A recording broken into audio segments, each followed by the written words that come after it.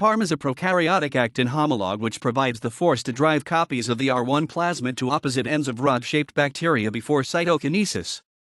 Parm is a monomer that is encoded in the DNA of the R1 plasmid and manufactured by the host cell's ribosomes. In the cytoplasm, it spontaneously polymerizes, forming short strands that either bind to Par or hydrolyze. Par stabilizes Parm and prevents it from hydrolyzing. Once bound by Par at both ends, monomer units continue to attach to the ends of the Parm, and the resulting reaction pushes R1 plasmids to opposite ends of the cell. Parms from different bacterial plasmids can form astonishingly diverse helical structures comprising 2 or 4 strands to maintain faithful plasmid inheritance. In vitro, the Parm monomer has been observed polymerizing both with ADP and with GTP, but experiments by Pop et al. Seem to indicate that the reaction prefers GTP and that GTP is the nucleotide that most likely makes the significant contributions in the cell. For the remainder of this article, GTP will be assumed to be the active nucleotide, although many experiments have used ADP instead. Parm binds and hydrolyzes GTP as it polymerizes. The current dominant belief is that a cap of GTP is required at the ends of the Parm polymer strands to prevent them from hydrolyzing. Although GTP is hydrolyzed by the Parm units after attachment, it is believed that the energy that drives the plasmids is derived from the Gibbs free energy of the Parm monomer concentrations, and not the energy released from GTP hydrolysis. The concentrations of Parm monomer in polymer must be kept out of equilibrium at the ends where attachment is occurring for the reaction to proceed regardless of GTP concentrations. Once the Parm has pushed plasmids to opposite ends of the cell, the polymer rapidly depolymerizes, returning the monomer units to the cytoplasm.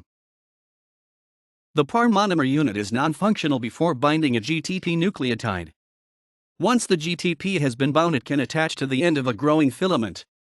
At some point after attachment, the Parm hydrolyzes GTP, which becomes GDP and remains in the Parm subunit as long as the polymer strand remains intact.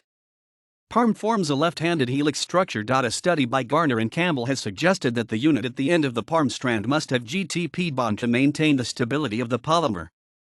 If one of the ends has the GDP-bound version, the polymer strand depolymerizes very quickly into its constituent monomer units. This is suggested by their experiment in which they cut growing Parm polymer strands, exposing ADP-bound ends. Once cut, the strands quickly hydrolyzed. Dynamic instability is described as the switching of a polymer between phases of steady elongation and rapid shortening. This process is essential to the function of eukaryotic microtubules. In Parm, dynamic instability rescue, or the switch from a shortening phase back to the elongation phase, has very rarely been observed, and only when the ADP nucleotide is used. Unbound Parm filaments are found with a typical average length of 1.5 to 2 μm, when the Parm monomer concentrations are 2 μm or more. The dynamic instability of Parm in eukaryotic microtubules is believed to be an example of convergent evolution.